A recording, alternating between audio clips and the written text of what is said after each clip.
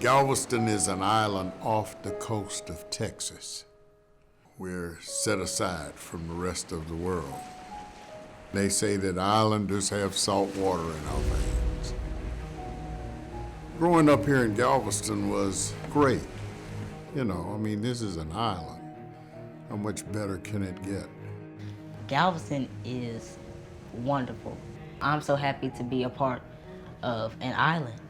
Not many people can say that they live on an island in the USA. I'm a BOI. I got one of the biggest BOIs around, It means exactly that, born on the island. We are the piece of land that actually stops a hurricane from being massive at the oil refineries just on the other side of Galveston Bay. We live on an island. We see it every day. The waves and the wind and the trees and the plants and everything that goes on. What's gonna happen if something comes towards us?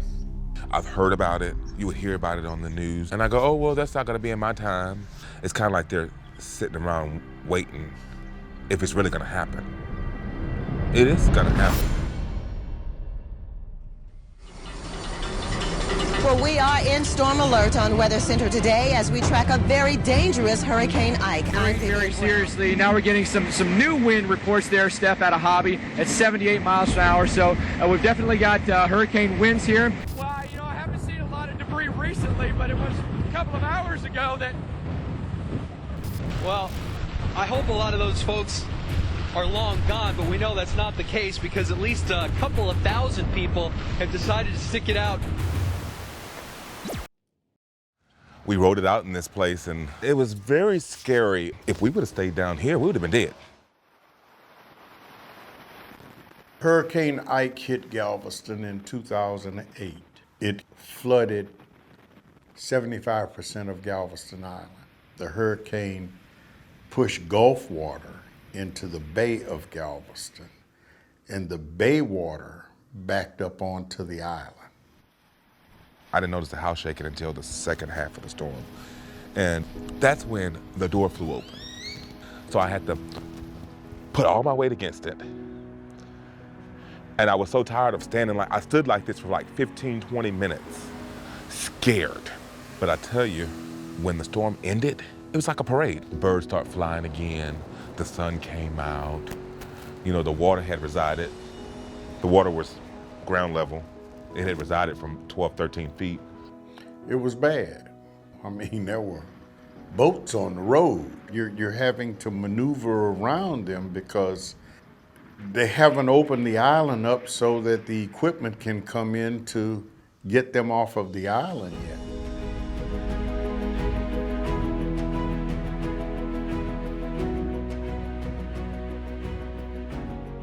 About 2 to 3 weeks later, we finally came back to the island, and the neighbors came over. They were like, yeah, your house burned down.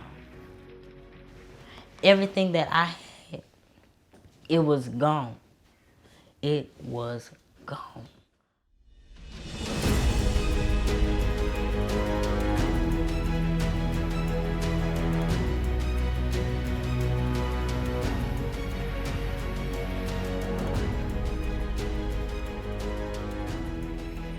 When Ike hit, it really opened my eyes because it wasn't the wind that destroyed the island, it was the water that destroyed the island. And the water, for some reason, the water that was the highest water we've ever had here. So I'm thinking that's a part of climate change. We're an island. There is nothing we can do about what's happening with water. It's like you fill a glass to the brim with water, and you take a 1 millimeter pearl and drop it in it. The water spills over. Galveston's the same way. The more the Arctic melts, the more water we're going to have to fight off.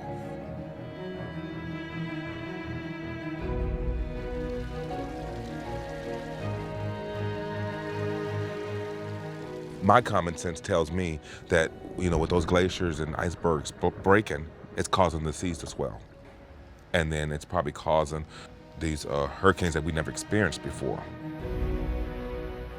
With everything that's going on, I don't want the earth to be in danger of like water rising up and covering us up over the land, and what do?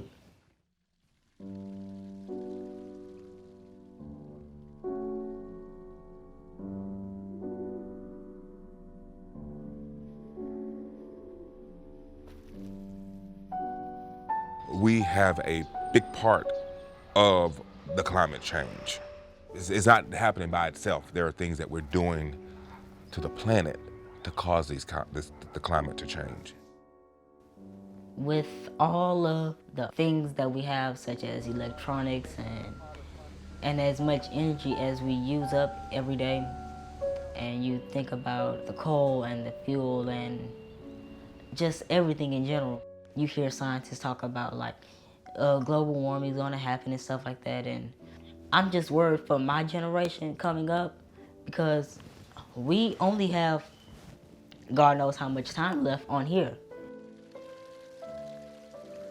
The more and more the Arctic melts, the more and more water is going to be in the Gulf of Mexico. The more and more water that's in the Gulf of Mexico, Galveston Island is going to have erosion. In 1967, you probably had 2 blocks of sand before you would get to the Gulf of Mexico. Now, I would say a half a block out, and you're in the water. So subsidence has eaten up Galveston Island. It's inevitable, that 100 years from now, Galveston Island may not be here.